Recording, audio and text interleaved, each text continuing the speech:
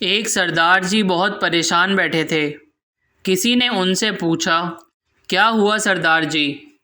सरदार जी कहने लगे, यार आज टीवी वालों ने 100 इंच का सांप दिखाना है, लेकिन मेरा टीवी 20 इंच का है। बीवी, मैं 10 गिनूंगी, अगर ना बोले तो जहर खा लूंगी। 1, शौहर खामोश। 2, शौहर खामोश। 3, शौहर खामोश। 4 बोलते ही बीवी ने रोना शुरू कर दिया। शौहर, गिनती गिनो गिनती। बीवी, शुक्र है आप बोले तो सही। और यूं एक अजीम खातून की जान बच गई।